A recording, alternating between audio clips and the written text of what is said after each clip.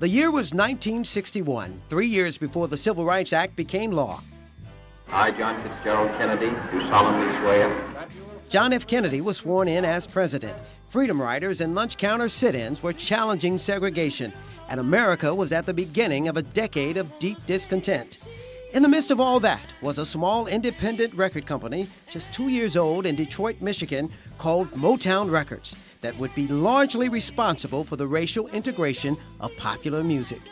Motown's key ingredient was show-stopping talent, and its president, Berry Gordy, had an eye for it. He auditioned a male singing group in March of '61 called the Elgins. Born out of two rival groups, the Primes and the Distance, blown away, he signed them on the spot, but not before they changed their name one last time to the Temptations.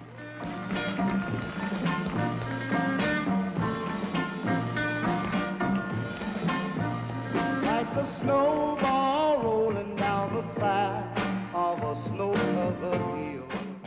When we got ready to rehearse, when we started off in the 60s, man, we would sing Sam Cooke and the Soul Stirrers, Swan Silvertones, Dixie Hummingbirds. Oh, we'd sing this stuff just as good as they did. Otis Williams, the last surviving member of the original Temptations, sat down at the Sheldon Concert Hall in St. Louis to discuss their musical legacy. Well, gentlemen. And how the Temps helped break down social and cultural barriers. Nice to have you aboard. Thank you. How did Motown connect people of all backgrounds? I think the commonality is that music. Music can be such a bounding force. That force was so powerful, other bigger record companies found it hard to compete. And it all began inside Hitsville, USA, in Studio A. 1, 2, 1, 2. God brought that little two-story family flat along at the 60s, which has been noted as the most tumultuous decade within the last 100 years.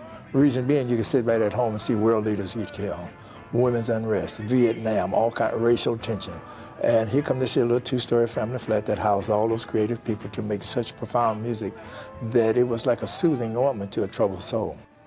That healing power Otis speaks of went a little something like this.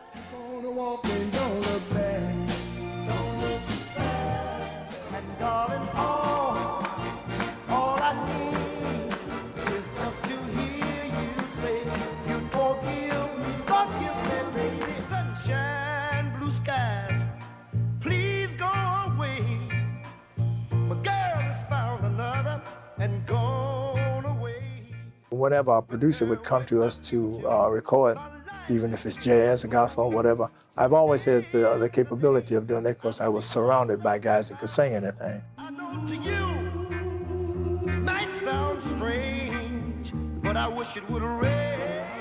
And what did your parents think about you going into the music industry at the time? Oh, well, they gave no objections. You know, anything that keep us from getting in trouble, they were for. So I had no opposition from my parents. You know, and next thing you know, at 18 years old, I've been on the road ever since I was 18, and here I am, that old. The group known as the Emperors of Soul is celebrating its 60th anniversary.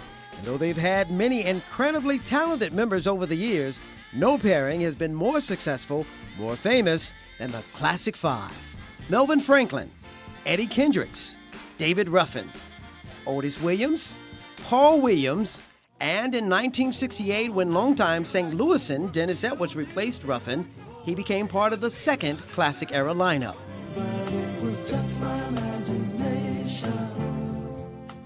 Even with all their success, bringing people together was no easy task.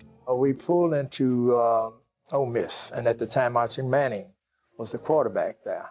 So Eddie Kendricks and I, myself, we walked out on the stage because they were setting up the trussels and everything, getting ready for us to perform. But when we stood there and we saw black folks sitting right down front, they didn't have the tickets to sit down front. White folks had the tickets to sit down front. So when the white folks came to sit there, black folks wasn't moving. I guess they were saying, Tim said, we're going to be down front this time. But they didn't have the tickets to sit there. And it almost became confrontational. Eddie Kendricks and myself walked out and we asked them to give us some power on the microphone. And we said, hey, look, please, don't do this. We came here to perform for everybody.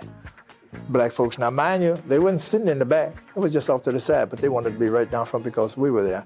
They went and sat where they were supposed to have sat, and white folks sat down front. So as Eddie Kendricks and myself walked back, I mean, we shaking like this here because it got kind of tenuous there. And we said, man, we just entertainers, but we stopped something that could have really become something very unnecessary.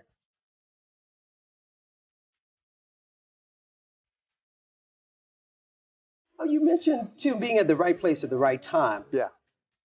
At a young age, did you really think it was about being in the right place at the right time, or did you see that then as your purpose in life? Did you see music as your purpose in life? I saw music as my purpose in life when I was 14 years old. I was talking with one of the Royal Jokers. He was with a very famous group in Detroit, and I went to the Fox Theater. Now, the Fox Theater, like I've always said, is the second largest indoor theater in America. Radio City is the first. To sit at the Fox Theater, in the Fox Theater, and see 5,000 plus people going crazy over what 5 guys was doing on stage, 14 years old, man, I was very impressed. 21 years old, 7 years later, that was happening to the Temptations. And that's not all that was happening to the Temptations. They went on to sell tens of millions of albums and made history by winning Motown its first Grammy Award in 1969 with their hit single, Cloud 9. I'm doing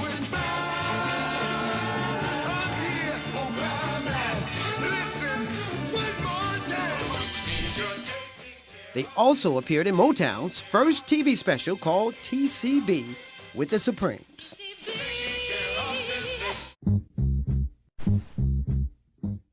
"43 top 10 hits. What was your favorite?" I would have to say, first and foremost, My Girl. That was the first.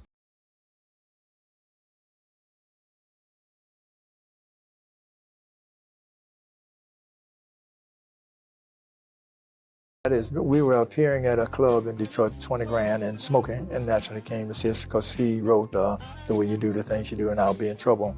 So he came to see us at the 20 grand, and he was impressed with what we're doing on stage, and he said, I have a song for you guys, and he pointed to David Ruffin. So us men, young and cocky, we said, oh, man, bring it on, we can sing anything. We had a show at the Apollo with the Miracles and the Temps, and he taught us My Girl, him and Ronnie White.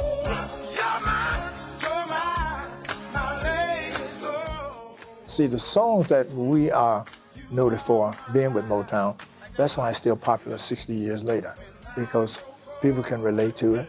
It's got great lyrics. The melody will lay in the subconscious. One reason fans still enjoy the melodies is due to the group's enduring legacy. That includes a current Broadway musical called Ain't Too Proud, The Life and Times of the Temptations, a TV miniseries, and the countless number of groups inspired by the Temptations.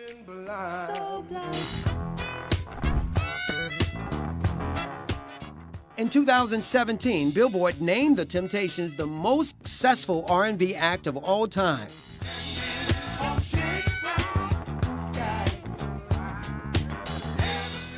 It's hard to measure the group's socio-cultural impact. There is no denying they are one of the cornerstones of popular music. The Temptations will forever be known for their sharp choreography and smooth vocals, but more importantly, for bringing people together of different colors and cultures and origins. And 60 years later, the group is still bringing sunshine on a cloudy day. I got sunshine. That's not my girl, though. Oh, yeah, that's it. Can make me feel this way, my girl, my girl, my guy, talking about my girl. my guy. Remember this? Man, this ain't too proud of bed. Okay, okay, Boom. okay. I knew he was. Is that the Temptation Walk? Yeah, that's Yes, the sir. Temptation Okay. Walk. Papa was a rolling stone. Remember? I makes my dreams real. I say that you do. It's out of sight. Have mercy.